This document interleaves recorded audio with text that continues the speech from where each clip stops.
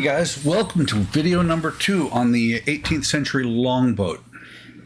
First thing I want to get to is I did dog a little bit on Model Expo last video, and I want to say that they were actually very, very helpful. I contacted them via Facebook. They were in the middle of a move, and when they finally were able to get back to me, they actually hooked me up. The bottles of paint that had dried up between this model and the Chaperone, they replaced free of charge. Basically, they sent me $82 worth of paint for free. That's some pretty good customer service. I really appreciate them. Out of the paints that came with this one, these three, clear satin, English oak, and wood conditioner, were the only ones that were not dried to just solid lumps of paint.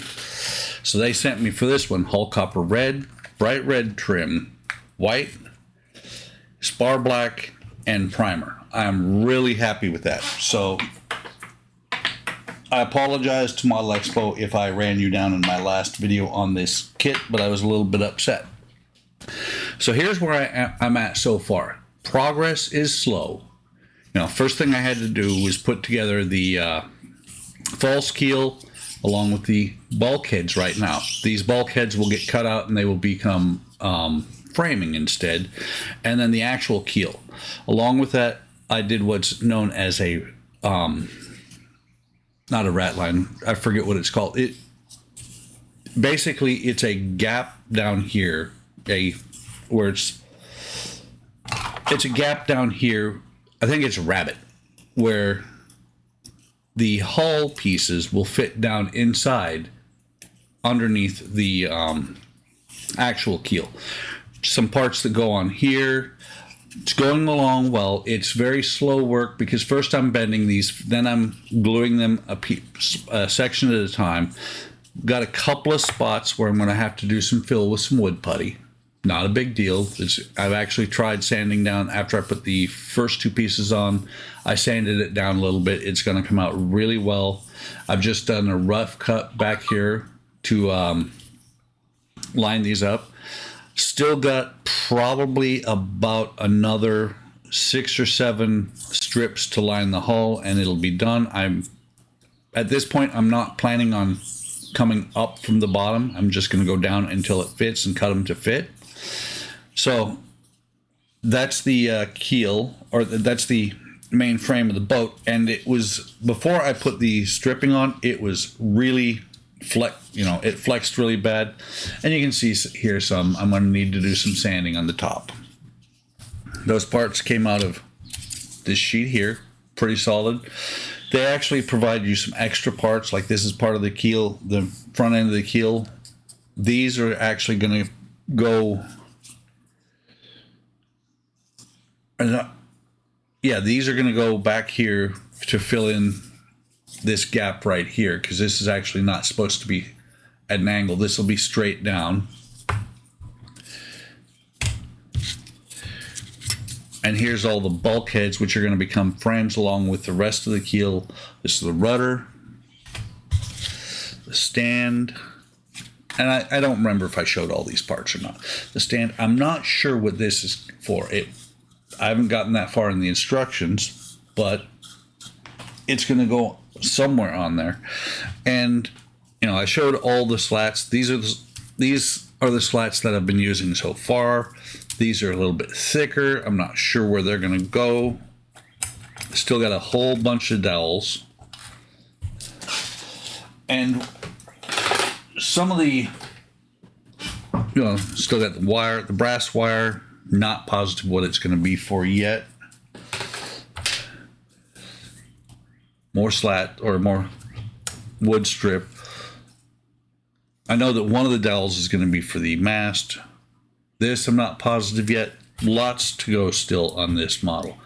I did notice as I was setting all this stuff out here, though, there are some really, really tiny pieces of wood here that are taped together. Lots of little pieces of wood still to go. Some more of the laser cut parts. I believe this is going to be bracing for underneath the seats. Not positive. That's probably going to be up near the stern of the boat. More little bracing pieces, but what I really think is cool is the way that, and I'm impressed with how I've been able to work these. The oars they come out, and I actually didn't realize I still had one. I've got two that I still need to work out. They come out flat like this, or as a section like this, about 1/16 of an inch thick, and you have to sand them down to round them off to make them actually look like oars. And they are fragile. I reached into the box on the Friday stream and actually snapped this one in half.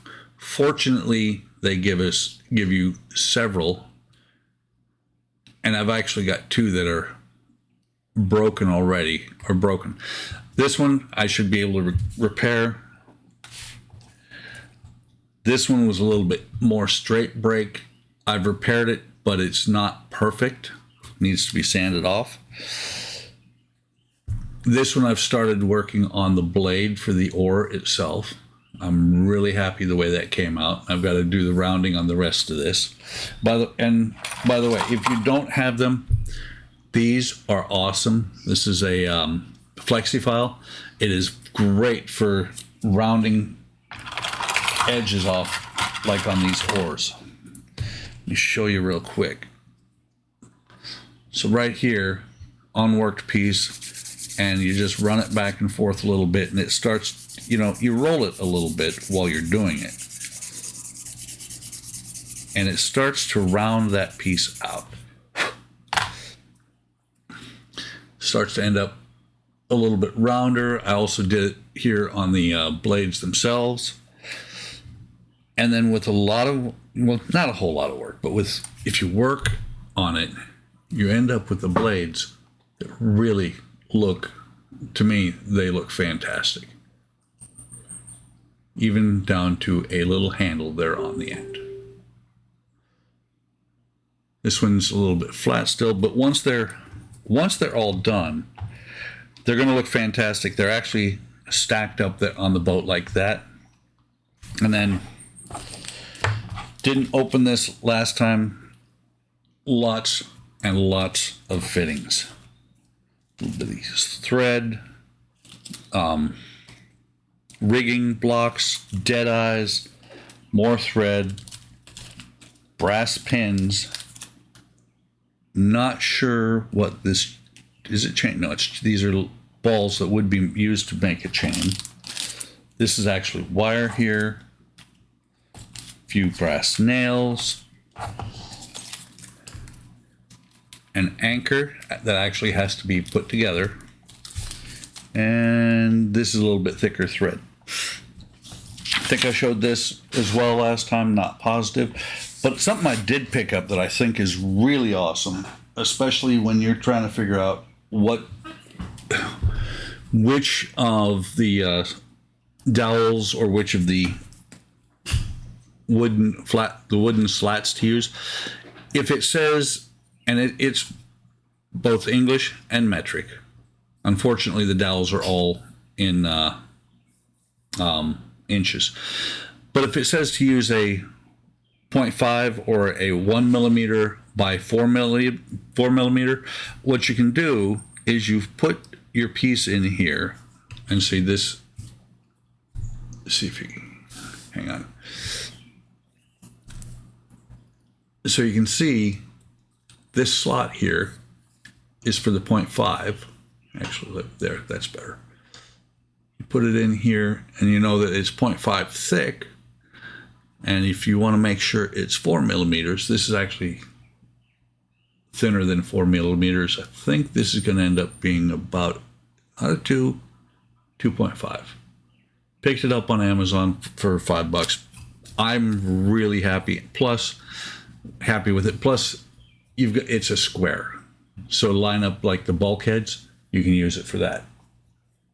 So, just a quick update on this. I'm going to start trying to do more updates on my channel. I'm really bad at getting videos out. So, like, subscribe, and comment. I respond to all comments, and if you like the content I do, please like the video and subscribe. Until next time, I'll have a great day and have a great tomorrow. I will talk to you later.